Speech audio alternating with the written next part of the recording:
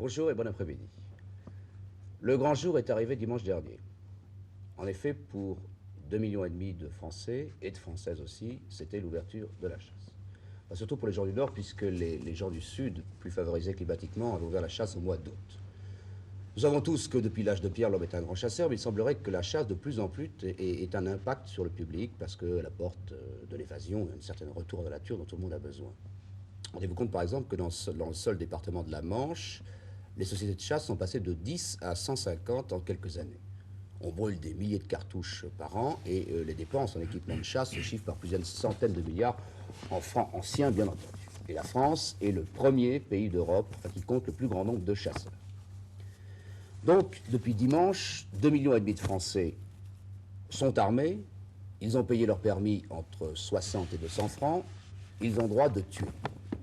Mais ont-ils le droit de tuer n'importe quoi, c'est-à-dire tout ce qui court, tout ce qui vole, tout ce qui vit? Le gibier a-t-il une défense? Est-ce qu'on peut penser que le gibier, un jour ou l'autre, va disparaître complètement? A-t-on pensé vraiment à ce problème important? Et en vérité, la chasse peut-elle être considérée comme un sport ou pas? À ces questions et à d'autres, nous allons tenter de répondre aujourd'hui, en compagnie bien entendu de spécialistes et aussi de téléspectatrices amoureuses pour des raisons diverses de la chasse. Je vais me permettre d'abord de vous présenter ces spécialistes, qui est d'abord monsieur le sénateur de la Chaumette, qui est président de la région cinétique du Centre, puis monsieur James Ankar, qui est journaliste au Parisien Libéré, accrédité auprès du ministre de l'Environnement, et enfin monsieur Paul Vialard, que vous connaissez je pense toutes, qui est romancier, prix Femina, grand prix littéraire de la ville de Paris, et surtout aussi grand chasseur. Et naturellement des téléspectatrices autour de micro. Oui, Patrice. Madame Johannin, tout d'abord, à qui je demanderai pourquoi elle va chasser pour la première fois cette année alors que son mari chasse depuis 8 ans. Je vais chasser pour la première fois cette année. J'accompagnais mon mari qui était chasseur l'an dernier. Il tirait du gibier, ça me plaisait énormément et il fallait que j'aille. Il n'y avait rien à faire, il fallait que j'aille chasser avec lui. Est-ce qu'il vous a montré, est-ce qu'il vous a appris le maniement de l'arme? Il ne m'a pas appris le maniement de l'arme, mais enfin il m'a appris à chasser. Il m'a appris les animaux, il m'a appris comment il fallait s'y prendre quand même. C'était un professeur pour moi avant la chasse. Il va être sévère, vous croyez? Vous allez avoir... Si vous ramenez rien, quelle réaction va-t-il avoir, vous pensez? Peut-être... Indulgente? Je ne sais pas. Vous ne savez pas. Et vous allez chasser où, madame? Je vais chasser en plaine et pour le moment je vais chasser en plaine puisque les bois ne sont ouverts que l'ouverture faisant, donc 15 jours après l'ouverture aux perdrix et aux lièvres. Bien. Vous, madame Laine, vous accompagnez votre mari, vous ne chassez pas? Non, pas du tout. Pourquoi? Pour rien. Il n'y a aucune raison pour que je ne chasse pas, mais enfin, mon mari s'est décidé l'année dernière, alors je l'accompagne avec mes petites filles. Et puis voilà, c'est une sortie en famille, c'est tout. Et vous n'êtes pas tenté de tenir un fusil? Ah non, pas du tout. Ah non. Pourquoi? Pour ne pas tuer une bête ou c'est le fusil qui vous fait peur? Je n'aime pas le fusil, ça c'est certain. Et puis, non, je trouve pas la nécessité de tuer comme ça. Non. Bien. Vous, madame Pétrin, vous ne chassez pas non plus? Non. Mais vous êtes fille de chasseurs? Oui, mes ancêtres, mes grands-parents, tout le monde était chasseur. Alors j'ai toujours aimé la chasse, malgré que mon mari ne le soit pas. Il n'est pas chasseur? Il n'est pas chasseur, non. Il est sportif, mais pas chasseur. Comment ça se fait? Il n'a jamais été tenté ou c'est la région qui ne se prête pas? C'est-à-dire il vient de la ville, la pleine ville, et étant jeune, ma foi, ils avaient autre chose, ils faisaient le sport, tout ça, donc pas la chasse. Et puis, quand nous sommes mariés, mon père était chasseur, donc il a fait porte-garni un peu. Et ça l'a écœuré de voir tant de ça, alors il en a été fatigué, quoi. Il n'a pas continué, ça l'a écœuré. Bien, et vous n'avez pas cherché à le décider Oh ben non. Non. Bien. Vous, madame Koval, vous êtes alors une grande chasseresse. Vous êtes la seule femme, je crois, dans une société de chasse que vous avez... la seule femme. Oui. Comment est-ce que ça se passe au milieu de tous ces hommes, alors? Bien quand même. Pas de pitié pour les femmes. Oui. Non, surtout pour la chasse au bois. Oui. Je tire mon poste comme les hommes. Enfin, j'ai la petite malice de refiler le mauvais numéro à mon mari, qui prend le poste le plus éloigné à ma place. Merci bien. Monsieur le Président, monsieur le ministre de l'Environnement, monsieur Poujade, vient de réformer le Conseil supérieur de la chasse. Pourquoi? Et est-ce que ça va toucher les 2,5 millions de chasseurs français? Oui, 2,5 millions, je crois que vous êtes un petit peu large. Nous Je sommes suis pas un peu encore large. 2,5 millions. Bien. Enfin, Bonne nous avons rectification. dépassé les 2 millions et incontestablement, nous tendrons un jour ou l'autre vers ces 2,5 millions. Et il est évident que depuis de nombreuses années, la gestion de la chasse en France était assurée par ce qu'on convenait d'appeler le Conseil supérieur de la chasse. Le Conseil supérieur de la chasse comprenait très schématiquement 7 hauts fonctionnaires et 7 membres élus représentant les chasseurs.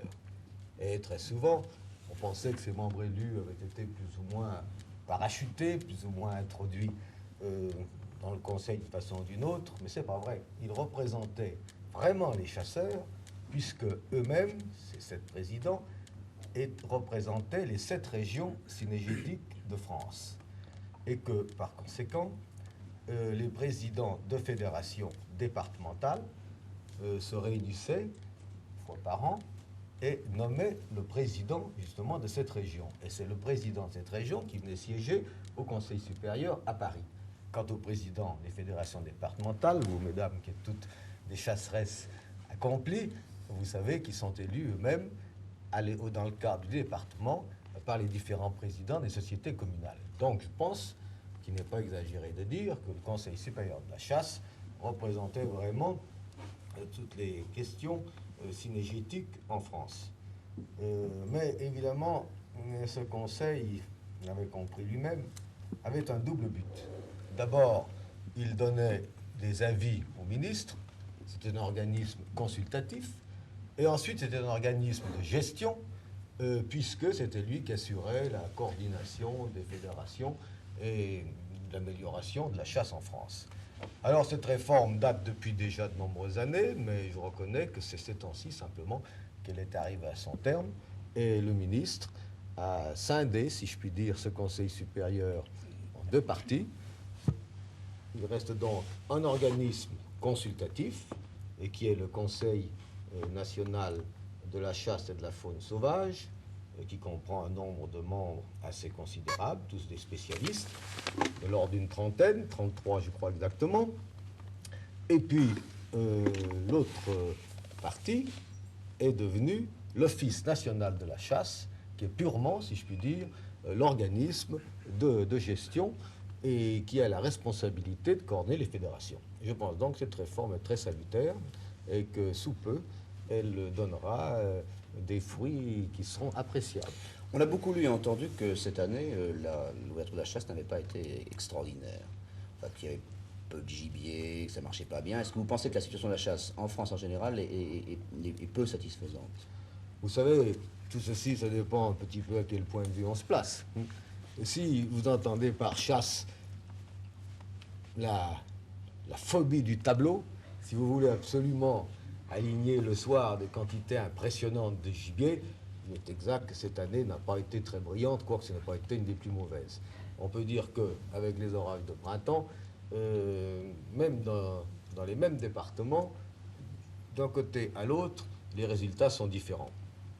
Mais encore une fois, j'estime qu'il y a suffisamment de gibier pour intéresser les vrais chasseurs. Et pour ne parler que de moi, je dois vous dire que j'ai fait l'ouverture dans mon bon pays de Haute-Loire, parce que je suis également président de la fédération départementale de la Haute-Loire, et que j'étais ravi, dans les 2 jours de l'ouverture, de tuer, avec mon fils, devant moi, au chien d'arrêt, 15 cailles, à peine même, pendant 2 jours. Mais nous avons été enchantés, nous avons admiré la nature, nous avons parcouru les coteaux, les collines, les vallons de notre belle région. Eh bien, c'est ça la chasse, c'est la poursuite du gibier. C'est la poursuite du gibier pris au sein de la nature et du vrai gibier. Mais justement, Monsieur le Président, est-ce que vous pensez qu'il y a trop de chasseurs et pas assez de vrais chasseurs? Eh bien, il y a, si vous voulez, il y a 2 millions de chasseurs en France, on le disait tout à l'heure. On ne peut pas dire qu'il y ait trop de chasseurs, puisqu'au contraire, leur nombre augmente. Par rapport au gibier qui diminue. Par rapport au gibier qui diminue, c'est vous qui le dites, mais c'est pas absolument D'accord, certain que le gibier diminue. On fait au contraire en ce moment des efforts certains qui sont couronnés de succès, mais à condition évidemment que les chasseurs sachent eux-mêmes se limiter. Justement, Madame Laine, tout à l'heure, vous nous faisiez remarquer que les chasseurs ne savent pas se Mais limiter. en oui, général. justement, moi, je pense et je suis même presque sûre, on a droit à certain nombre de pièces de gibier. Enfin, tout au moins, quand ce sont des sociétés communales, bon, on a le droit à un lièvre, 4 lapins, 7 perdreaux. Bon, on se retrouve facilement, enfin, on ne le fait pas voir ou on ne le dit pas, avec 2 lièvres. Enfin, vous voyez. Oui, on sait bien Ça- que les femmes ont tous les droits. Mais justement, il faut éduquer le chasseur. Oui. Et ça ne peut pas se faire d'un seul coup. Vous voyez, madame qui commence à chasser cette année, eh bien, C'est il aurait vrai. fallu que toute jeune, dès l'école, on lui inculque ces principes de base du respect de la nature et du gibier. Oui, c'est- Et c'est comme ça que petit à petit, je pense qu'on arrivera. Et c'est du reste à l'intention du ministère de l'Environnement et de monsieur le ministre Poujade en particulier. Est-ce que vous pensez qu'il faille instituer un vrai permis de chasse pour Eh bien, permis voyez, plus complet que celui qui existe? tout à l'heure, madame disait qu'elle commence cette année, mais qu'on n'a pas appris le maniement de l'arme. Non, on Or, n'a c'est pas. une des choses essentielles. Les premiers éléments, savoir qu'on doit ouvrir un fusil chaque fois qu'il y a un danger, qu'on doit le décharger chaque fois qu'on est en groupe, qu'on doit faire très attention pour ne jamais tirer sans savoir exactement ce qu'il y a devant. C'est autant de choses qui sont indispensables. Et je suis élémentaire. certain que s'il y avait un permis de chasse, un permis, je veux dire un examen pour le permis, je suis sûr qu'on n'éviterait pas tous les accidents, mais je pense qu'on en éviterait beaucoup. Vous pensez aussi que ça réduirait considérablement le nombre des chasseurs? Non, pas question. Non. Pourquoi voulez-vous que ça réduise le nombre de On a- chasseurs oui, ce Il y a serait bien mieux. un Échouer, permis, peut-être à ce permis. il y a bien un permis automobile, mais Bah ça oui, réduit c'est pas ce que beaucoup j'allais le dire, nombre ouais. d'automobilistes. Mais que ça. justement, Monsieur le Président, Madame Koval me disait tout à l'heure que sa fille aînée va commencer à chasser. Elle a 15 ans, votre fille, Madame. Oui, elle chassera l'an prochain. Oui, et une petite discussion s'établissait entre Madame Pétrin et Madame Koval. Madame Pétrin n'est pas d'accord. Vous n'êtes C'est pas Madame excusez-moi, Madame Joannin, vous n'êtes pas Non, non, je d'accord? suis pas d'accord. Parce que j'estime tenir un fusil comme je prends le procédé à mon beau-père. Mon beau-père, il a dit à son fils, tu n'iras pas à la chasse tant que tu n'auras pas été à l'armée. À l'armée, on t'apprend à tenir un fusil. Je suis d'accord, une femme ne va pas à l'armée. Enfin, Vous pensez qu'il ne faut pas tenir un fusil trop tôt? trop tôt, ça, je ne suis pas d'accord. Alors vous, votre opinion, Madame Koval? Moi, je ne suis pas d'accord contre madame, justement. J'estime qu'il est moins dangereux, tout au moins à danger égal, de tenir un fusil que de conduire une voiture. Oui, On donne une voiture à un jeune de 18 ans, il n'a pas plus de réflexe que de tenir un fusil. puis c'est une question de goût, c'est une question J'aimerais de... demander si vous Moi, permettez moi, l'avis je vous de dis ça monsieur parce Paul que Gallard. je sais Qu'est-ce que- vous en pensez? Non, je crois qu'avant toute chose, il faut que lorsqu'on destine ses enfants à chasser et qu'on leur apprend ce que c'est que ce véritable sport qu'est la chasse, il faut d'abord leur apprendre comment on chasse. Et pour ça, c'est très simple, on les emmène avec soi. Voilà. Ils vous suivent, ils voient ce que vous faites. Ils voient que vous ouvrez votre fusil en passant une haie et que vous ne laissez pas de cartouches dedans, parce que vous pouvez très bien vous prendre vos gâchettes et le fusil se refermer et tuer quelqu'un. Ça, ils le savent tout de suite. Et puis après ça, ils commencent déjà, vous suivant, à voir ce qu'est le gibier, à juger le gibier. Parce que ce qui fait le chasseur, c'est le jugement du gibier. Si vous le jugez mal, vous le blessez, ce qui est une infamie. Et puis, vous n'êtes pas là pour tuer seulement, vous êtes là pour faire un sport, pour pratiquer un sport. Il faut le pratiquer noblement. Il faut, dès l'enfance, aussi jeune que soit un enfant, et si vous êtes chasseur et que vous vouliez faire de vos enfants des chasseurs, il faut leur demander de vous suivre, leur expliquer de quoi il s'agit, et leur apprendre dès le début qu'on ne fait pas n'importe quoi à la chasse, et que quand on vous donne un permis de chasse, c'est un permis de tuer. Nicole, Oui. je crois que nous avons des images. Oui, Patrice, mais je voudrais demander encore à Madame Koval, avant d'envoyer les images dont vous parlez, ce que la chasse lui apporte à elle en tant que femme. Beaucoup de détente. Oui. Je tiens un petit commerce, je suis enfermée toute la semaine. Et le dimanche, j'oublie tout. Je prends le fusil, la tenue de chasse, je pars avec mon mari, les enfants, les chiens. On rentre le soir. L'hiver, c'est surtout la chasse au bois. Mhm. Alors la chasse au bois, on mange au bois, on fait le feu de bois, enfin. Et quand on rentre le dimanche soir, on a passé une journée formidable, tous ensemble. Et vous pensez que ça apprend à vos enfants à aimer la nature? Oui. Oui. Oui, malgré tout, famille de bouchers, nous sommes des bouchers, donc on touche pas mal quand même d'animaux. Nous sommes une famille qui aime beaucoup les animaux. Nous avons 5 chiens, chats, canaris, tourterelles. Un petit coq apprivoisé, une tourterelle qui vit en liberté. Alors je crois que malgré tout, Et vous, aimant les animaux, vous pouvez dissocier la chasse de votre amour ben, des animaux? le gibier, c'est du gibier. Oui. Bien, écoutez, madame, je vous propose comme... Oui. Oui. Je vous propose en tout cas de regarder un reportage qui a été tourné par André Verret et Alain Pujol. Vous allez découvrir, il pourrait s'appeler ce reportage Une femme et des fusils. Vous allez voir, non seulement cette femme est chasseresse, mais en plus elle est armurier. Elle est restée féminine. Je pense que oui. Comment vous est venu le virus? Eh bien, surtout parce que je suis née au milieu des fusils et des cartouches. Mon père est armurier depuis 30 ans. Et depuis 68, j'ai pris sa suite. Ça m'a été un métier qui m'a toujours plu, qui me passionne. J'aime beaucoup le contact avec le client. Et puis la fabrication des cartouches, questions balistiques, vendre des fusils, tirer, expliquer aux clients comment il faut tirer, c'est passionnant. Tous les jours de la semaine, vous faites les marchés. Est-ce que vous attirez beaucoup de clients sur les marchés? Les marchés, nous avons un métier très saisonnier. Alors, nous travaillons sur les marchés au moment de l'ouverture de la chasse, au moment de la chasse à la palombe, pour le coin ici, au moment des passées de grives. C'est très saisonnier, on ne peut pas dire qu'on a des clients au moment de la chasse. Quelle est la meilleure époque de vente pour vous? C'est le mois d'août, avant l'ouverture de la chasse, et puis le mois d'octobre, et l'hiver s'il y a des grives. Alors, 100 cartouches, en plomb 7 Browning.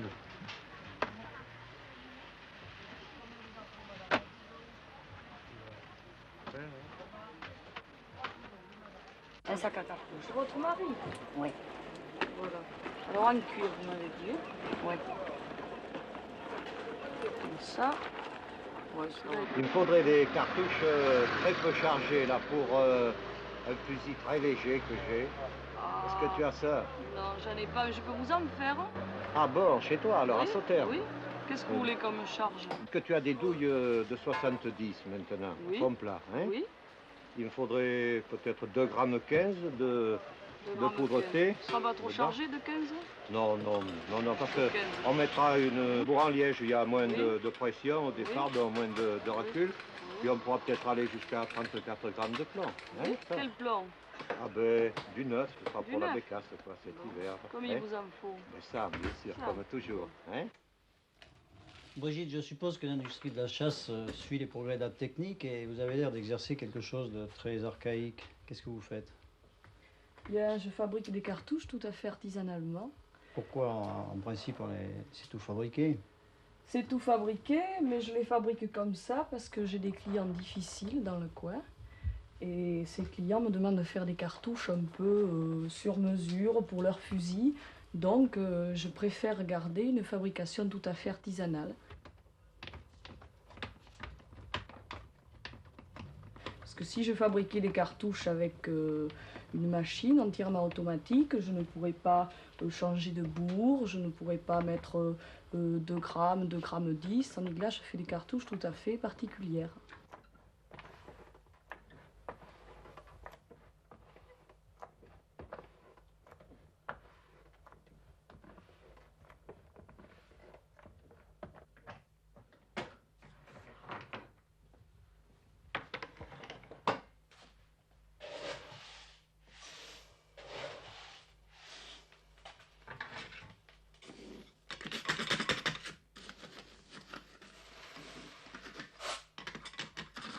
Donc, c'est une première mesure de sécurité d'avoir des cartouches faites à la main. C'est une première mesure de sécurité.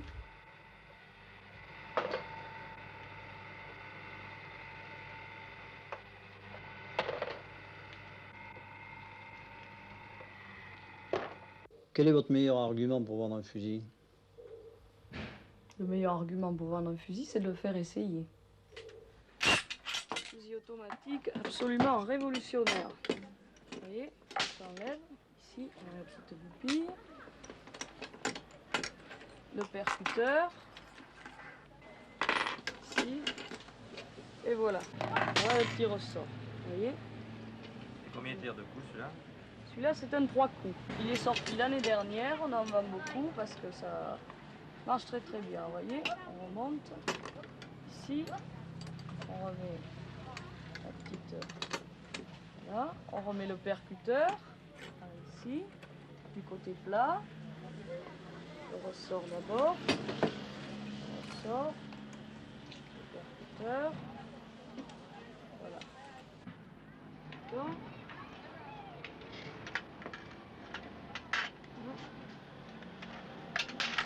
Un petit coup de poing dessus. Et combien il vaut? 165 000.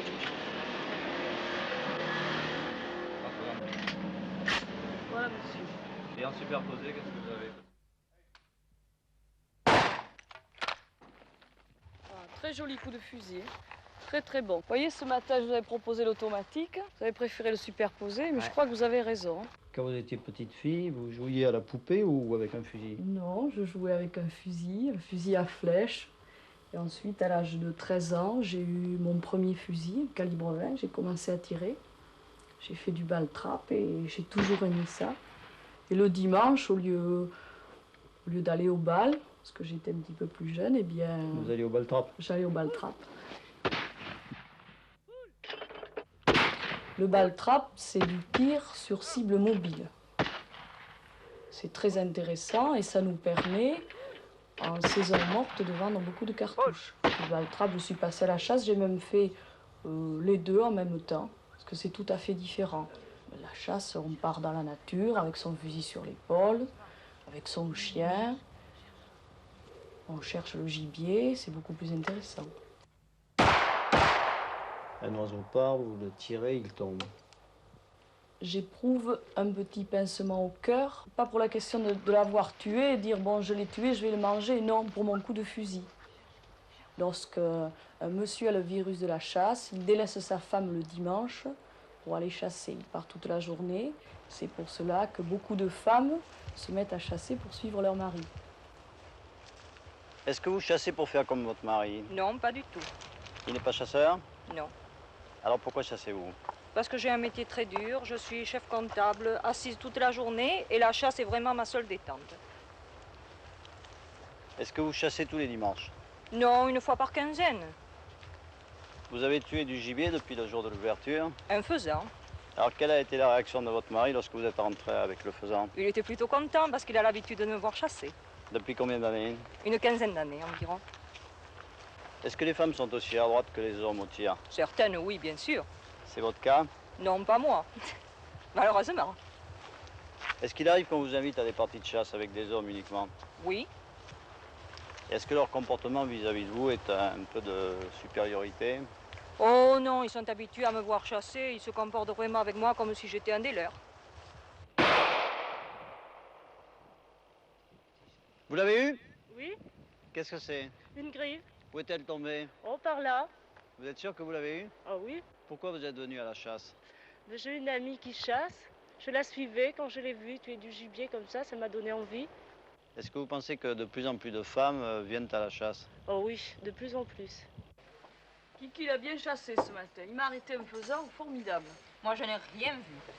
Moi, j'ai tiré sur une griffe, je ne l'ai pas trouvée. Cette chasse alors. Après un lapin. Alors là, je l'ai eu, hein. Sensationnel. Il doit faire au moins 2 kilos, hein. Un bon lapin. Formidable. Mais qu'est-ce qu'il y avait comme rosée ce matin? Et puis il faisait un froid. Oui, j'ai fait au moins 4 ou 5 kilomètres. Oh, arrête, ça suffit. Tout le temps ta chasse. Chaque fois que je te vois, c'est la chasse, toute la chasse. Ça suffit. Moi, j'en ai marre de ta chasse. Tiens, je dois le coup plutôt. Mesdames, là, c'est le mari ou le fiancé qui est jaloux de la chasse. Est-ce que vous vous sentiez délaissée, madame? C'est pour ça que vous vous êtes mis à la chasse, non? L'an dernier, non.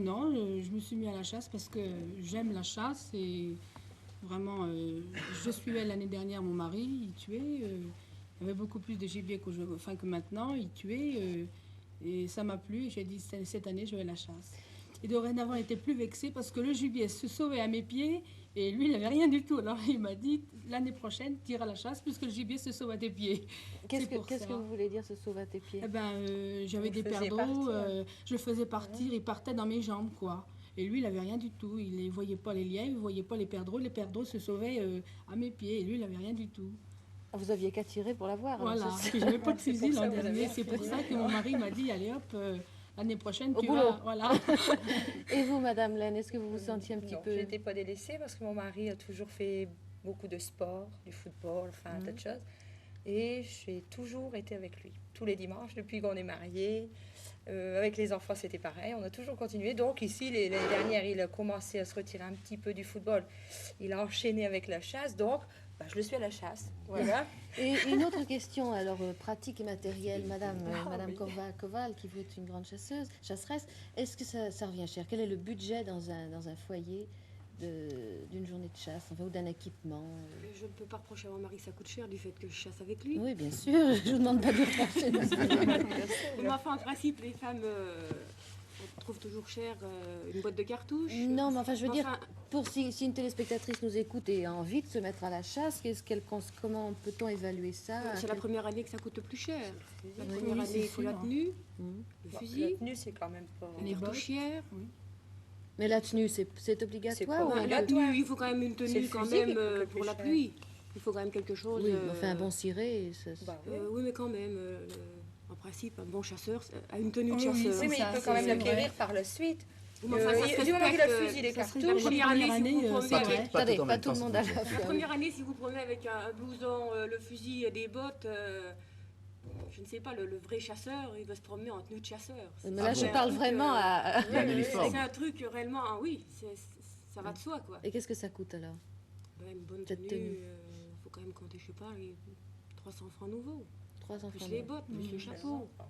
Bon, et le fusil? Ah ben le fusil, oui, à tous les prix, ça. C'est quand même relativement lourd.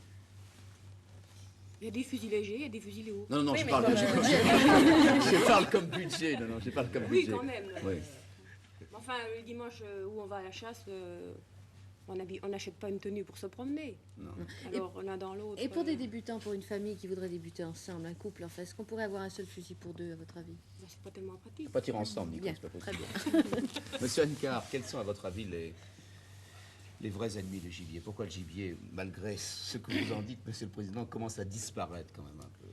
Eh bien, voyez-vous, je crois pour ma part que c'est surtout une question d'habitat, parce que depuis 20 ans au moins, le Conseil supérieur de la chasse a fait de très gros efforts. C'est à lui que l'on doit la création d'un gardiennage sérieux avec à Cadarache d'abord et maintenant au Bouchet une école de gardes-chasse fédéraux qui est vraiment une très grande école où les gardes apprennent à tout, le piégeage, l'élevage, la garderie.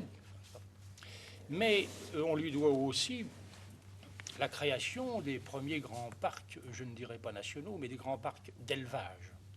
C'est lui qui a cautionné les premiers centres d'élevage, comme par exemple celui des Vaux de Cernay, où l'on a étudié depuis 20 ans l'élevage du faisan, de la perdrix, du colin de Virginie, sous la houlette, dirais-je, de l'ingénieur général des eaux et forêts François Vidron, qui était un homme, un haut fonctionnaire très qualifié. Et c'est au Conseil supérieur de la chasse qu'on doit aussi la création de ces grandes réserves alpines et pyrénéennes, où les isards, les chamois, voire même les ours dans les Pyrénées ont tout de même trouvé un refuge. Je ne parle pas des oiseaux, du lagopède, du grand tétras et de bien d'autres. C'est quand même le CSC qui a, depuis 20 ans, motivé l'action des chasseurs. Ces chasseurs que quelquefois on accuse de tous les maux et qu'on traite de tueurs inconsidérés. En fait, la chasse française existe encore parce que les chasseurs eux-mêmes, à travers le CSC et les fédérations départementales des chasseurs, et bien sûr les régions synégétiques qui, dans la pyramide, représentaient aussi l'essentiel, ont fait que tout de même, la chasse française est encore ce qu'elle est aujourd'hui. En revanche, oui, je voudrais vous dire qu'à l'heure actuelle, par exemple, on élève en France et on lâche quelques 3 millions de faisans. À peu près, à quelques unités près, dizaines, dirais-je, de milliers, je ne saurais vous le garantir, mais 1,5 million de perdrix grises ou rouges, car c'est un oiseau, et surtout la grise, qui ne s'élève pas aussi facilement que la rouge, contrairement à ce qu'on pourrait penser, et que finalement, tout de même, le CSC et les centres d'élevage, et il y a beaucoup d'élevage privé aussi d'ailleurs, qui ont profité non pas de la leçon, mais de l'élan. Et tout cela fait que on peut, grâce aussi à l'importation de lièvres, d'Europe centrale notamment, on a maintenu l'existence de la chasse française. En fait, Le gibier français souffre maintenant, et je crois que c'est une opinion personnelle, mais elle est celle, je crois, de la plupart des responsables, enfin de très grand nombre de personnalités, c'est que c'est l'habitat qui tue le gibier. Pourquoi ? Le gibier est habitué à vivre dans des terres en friche, par exemple, ce serait l'idéal. Il serait logique, normal, qu'une poule perdrix qui a fait un nid dans un friche puisse voir ses petits piéter et trouver sur place leur nourriture. Or, en fait, aujourd'hui, la campagne française, c'est dû à l'industrialisation de la culture. Eh bien, on le voit aujourd'hui, je l'ai vu pour ma part dimanche dans Lyon, où je chasse de façon très modeste, je dois dire. J'ai tiré 2 coups de fusil, c'est vous dire la vérité. C'est un désert. C'est un désert, alors il reste dans les champs une forêt, c'est celle des maïs. Mais dans ces maïs, quand on les regarde, on s'aperçoit que c'est également le désert, en ce sens qu'à l'intérieur des rangs de maïs, le terrain est aussi nu que celui de la terrazolite de ce studio. C'est-à-dire que nulle part, le gibier n'a couvert et n'a plus rien à manger. Alors, il ne peut plus vivre.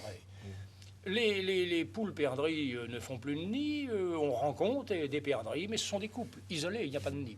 Mais si vous permettez, là, j'ajouterai deux petits mots, puisque nous sommes tous les deux Conseil supérieur de la chasse. Justement, pour y remédier, depuis quelques années, on a fait non seulement de vastes réserves, mais dans chaque société communale de chasse, toutes les sociétés agréées, il y a une réserve communale qui est de l'ordre du 10e de la superficie. Et dans ces réserves, le Conseil donne des subventions spéciales pour l'aménagement justement du sol, et en particulier pour laisser en tout temps des récoltes sur pied qu'on rachète aux cultivateurs, des haies, des herbages spéciaux pour justement, comme vous le disiez très justement tout à l'heure, faire en sorte que l'habitat puisse permettre au gibier de prospérer. Et vraiment, ça a donné des résultats très encourageants. À votre avis, donc, la chasse n'est pas prête de disparaître? Enfin, je veux dire, on n'en est Elle pas n'est pas prête de encore au point. disparaître, seulement il faut que les chasseurs se persuadent bien que il y a le développement de l'urbanisation. Il est bien évident que dans un village, quand un individu quelconque, un villageois ou un Parisien, fait construire une maison à 200 mètres du village pour être tranquille, il stérilise 2 ou 3 hectares de terre autour de sa maison, car il aura un chien, il aura des chats, et qu'il y a fort peu de chances que tout de même une perdrix vienne nicher à sa porte de cuisine. C'est peu vraisemblable. La casserole. Il y a aussi le fait que les grands travaux d'infrastructure, ce développement dans ce pays, heureusement d'ailleurs, font qu'il disparaît tous les jours des hectares de terrain synégétiquement valables. On avait fait un calcul il y a une quinzaine d'années qu'en Allemagne fédérale, il disparaissait quelques 70 hectares par jour. C'est formidable, n'est-ce pas? Or, c'est le cas de la France. Il y a les méthodes industrielles de culture qui gênent le gibier parce qu'aujourd'hui, les grosses machines, où on travaille le jour, on travaille la nuit. Il y a l'urbanisation intensive, heureusement d'ailleurs, et on ne peut pas s'en plaindre, mais enfin, il faut constater le fait et s'en rendre compte.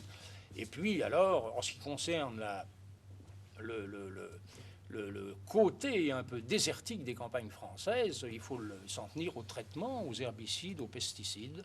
Alors là, il est évident qu'à partir du moment où on tue toutes les plantes adventices et toutes les graminées qui sont la nourriture même du gibier, il y a fort peu de chances pour que le gibier puisse se nourrir et survivre. Monsieur Anne Carletancourt, je suis obligé de vous couper pour passer je vous quand en même à un prie. autre problème. Madame, est-ce que vous avez déjà rencontré un braconnier dans votre vie? Non. Jamais? Bien, vous allez voir maintenant un reportage réalisé par Alain Pujol et André Verret. Il était 2 heures du matin dans la lande girondine. Ils ont rencontré un personnage curieux. Vous allez voir, regardez. Un bout de corde. Et un collet, je peux attraper de tout. Je viens pour l'attraper en faisant. Mais s'il me passe un renard à la place du faisan, il faut que je puisse le prendre. Mais s'il passe un chevreuil, il faut que je l'amène aussi. Comment vous repérez la trace? Et par les pieds de la bête, je piste les coulées. Et à l'occasion, j'en profite. Comment vous posez un collet? Je vais vous le faire voir tout de suite. Est-ce qu'il y a un truc particulier pour un collet à faisan, pour un collet à chevreuil, pour un collet à lièvre? Il y a des collets particuliers, seulement en principe, il faut que je mette des collets pour pouvoir attraper la sauvagine qui détruit le faisan.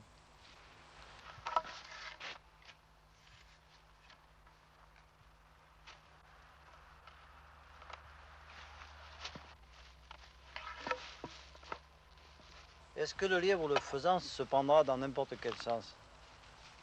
Il y a qu'un ça. Lequel? sens de la rentrée. Il va sortir du pré pour rentrer dans le forêt. Il n'y a qu'une sauvagine qui peut sortir à rebours par le même chemin, mais le faisant, lui, ne passera que dans ce sens. Le collet, vous le lèverez vers quelle heure? Quand je me trouverai de passer. Parce que si maintenant, où il n'y a rien, ou ce qui sera pris sera dans la forêt. Est-ce que toutes les nuits sont bonnes pour les braconniers? Non. Cette nuit, c'est une bonne nuit, parce que cette nuit, il y a du brouillard. Et mon collet n'aura pas d'odorat. Et s'il n'y avait pas de brouillard? C'est plus délicat, là, il faut prendre des précautions. Lesquelles? C'est-à-dire avoir les mains qui n'ont aucun parfum, aucun goût. Et vous frottez le collet avec vos mains? Non, il faut toujours le passer avec. Ou le mouiller, ou y passer quelque chose qui ne sente plus, ou qui ne sente plus.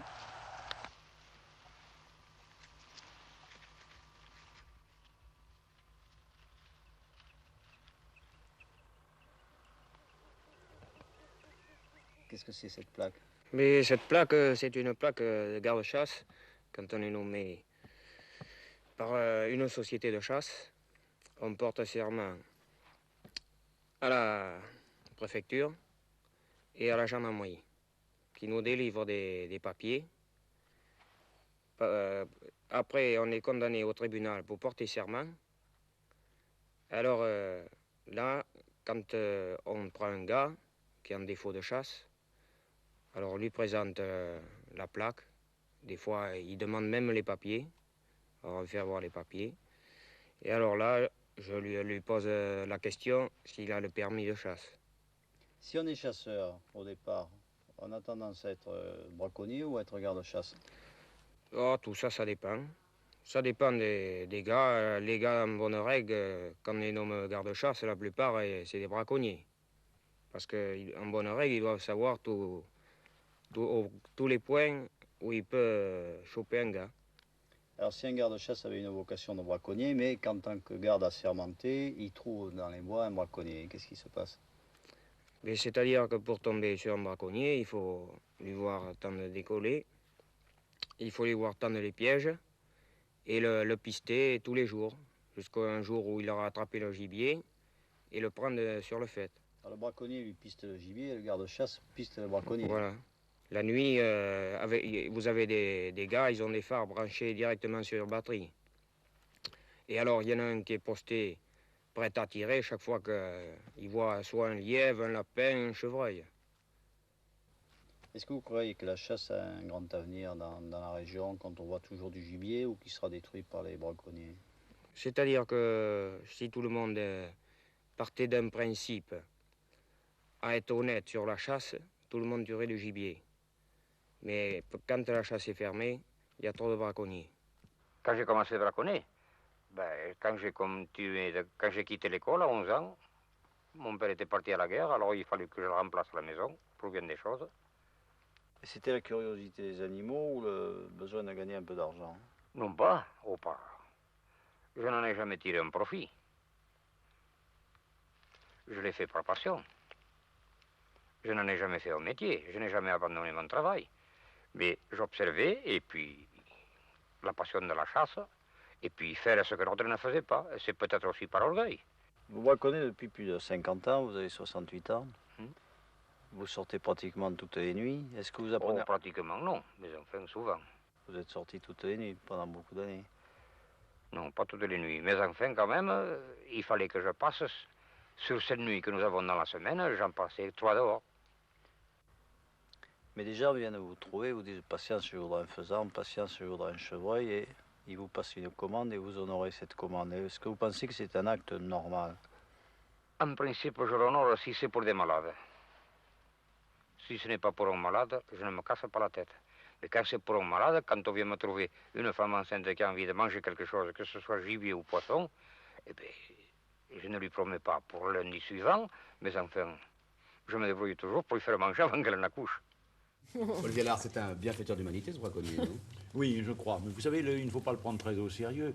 Il ne faut pas croire que la braconne, c'est ça exactement. Il y a deux sortes de braconniers. Le braconnier qui s'amuse, comme celui-là, et puis il y a des sociétés de braconniers. j'en ai connu de très bien organisés même, dont nous avons arrêté à l'époque les membres, et qui avait une organisation absolue.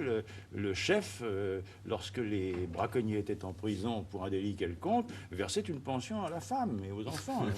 Alors, ça, c'est l'organisation des braconniers. Non, le braconnier qui s'amuse comme celui-ci, qui est un brave homme, qui est très gentil, qui dit quelque chose d'amusant de temps en temps, est un homme que l'on connaît.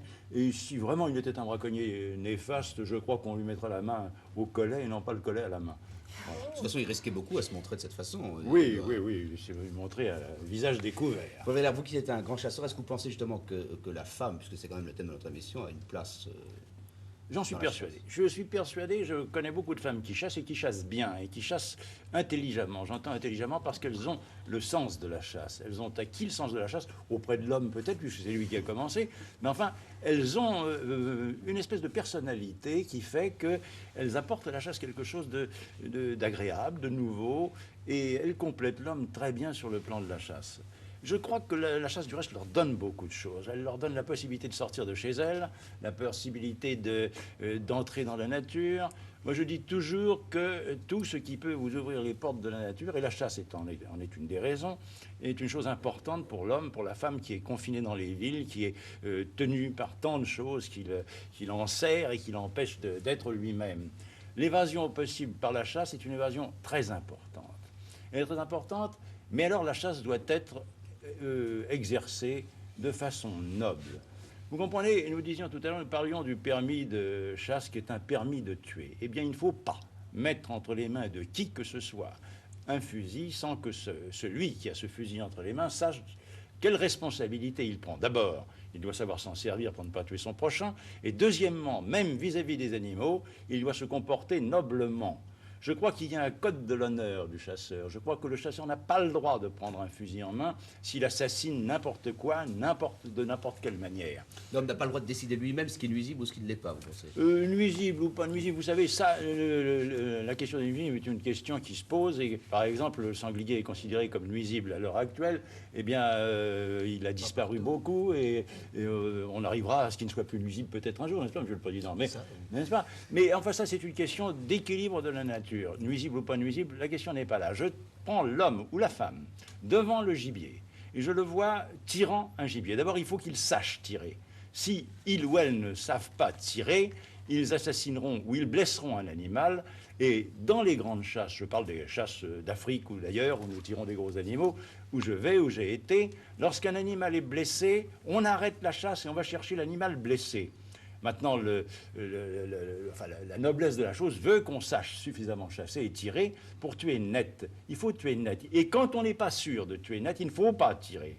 Vous comprenez? Il faut absolument réserver son coup de fusil. Il faut être maître de soi. Celui qui n'est pas maître de soi n'est pas digne d'être un chasseur. Qu'est-ce que vous pensez des chasses présidentielles dans lesquelles, justement, on descend énormément de gibier, dans lesquelles vous êtes invité souvent? Mais vous savez, les chasses présidentielles sont des chasses avec du gibier d'appoint, bien entendu, mais maintenant, il y a des perdreaux qui volent très bien dans les chasses présidentielles, aussi bien à Marly qu'à Rambouillet.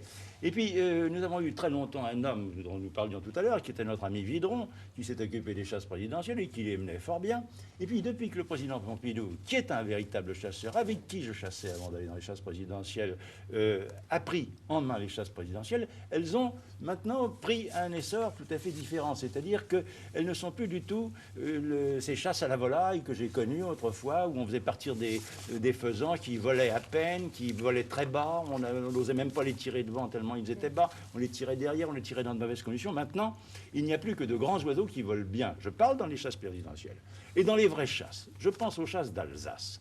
Eh bien, je citerai par exemple la chasse d'un grand chasseur qui s'appelle Jean de Beaumont.